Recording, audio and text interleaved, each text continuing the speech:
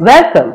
In this series, we will try to understand the different terms used while trying to raise funds necessary to take your idea to market.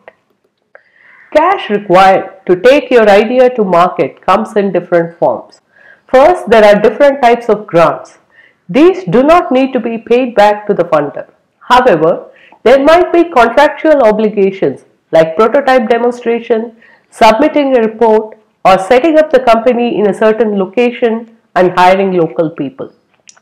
Examples of such grants are commercialization and small business grants offered by government agencies. Then there is financing, say for an equipment or manufacturing one batch of products. People who give these funds, like commercial banks, assess your ability to pay it back based on the past performance and current creditworthiness. They are not really concerned about your future growth potential. Examples of such financing are overdraft and credit card facilities offered by banks and reward-based crowdfunding, where individuals are contributing comparatively small funding in exchange for getting early access to a product. The final and the most talked about category of funds are investments. People who give these funds, investors of some sort, base their decisions on your future growth prospects and take a reasonably long-term view, like 3 to 5 years. They also have higher risk appetite than financiers and expect correspondingly higher returns.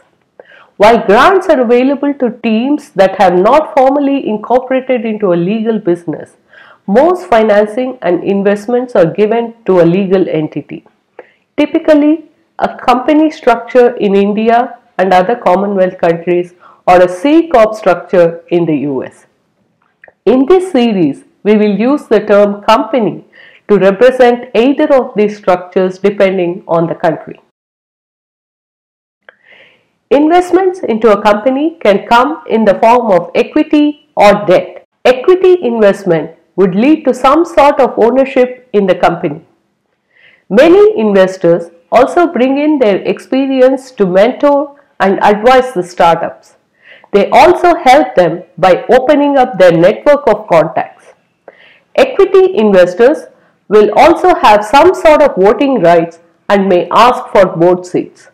Typical examples of equity investments are angel funding, venture capital funding, and private equity investments. Debt investments are generally time-bound. In the past, this kind of debt was given primarily to encourage entrepreneurship and came with low or no interest and limited mentorship. Recently, venture debt that has higher rate of return than traditional corporate bonds are becoming available.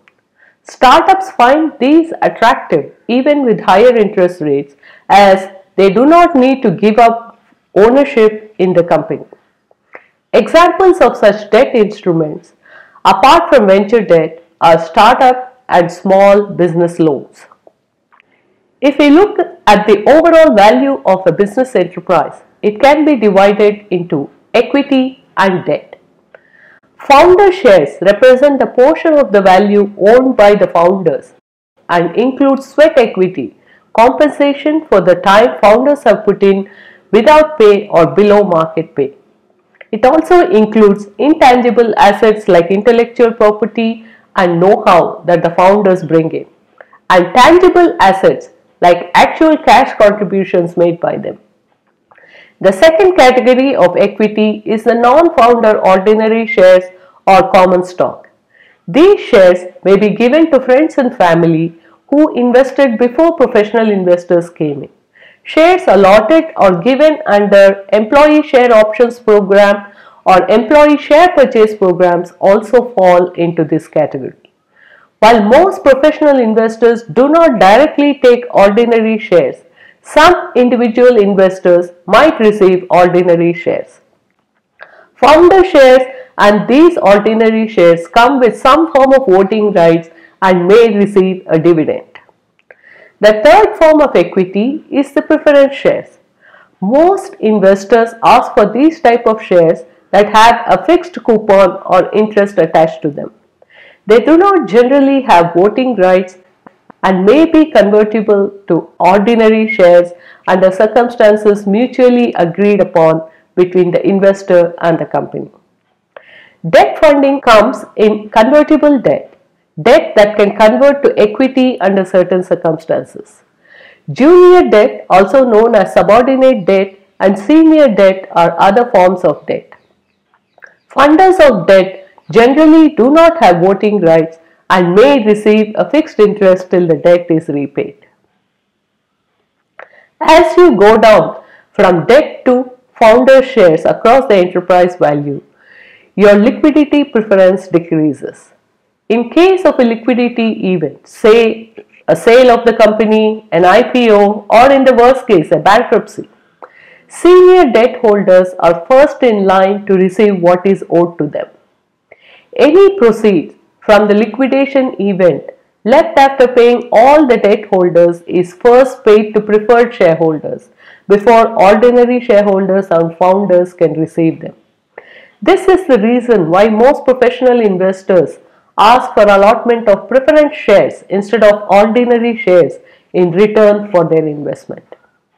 There might be different classes of shares for preference and ordinary shares. This could correspond to different investors coming in with different sets of rights. For example, each class of ordinary shares may have different voting rights. Similarly, different classes of preference shares may have different coupon rates and when they are payable. Convertible debt, as we saw earlier, is debt that may be converted to equity under a variety of circumstances, like a liquidity event or next round of financing. The conversion could be done according to the preference of an investor or the company. Price at which this conversion happens is the strike rate, which may be predetermined or based on a formula. This instrument is especially useful for early stage investments, as it is difficult to determine the value of the enterprise when the product is still at proof of value stage or before product market fit is established. Putting it all together, here is the summary of the terms we covered in this video. Thank you.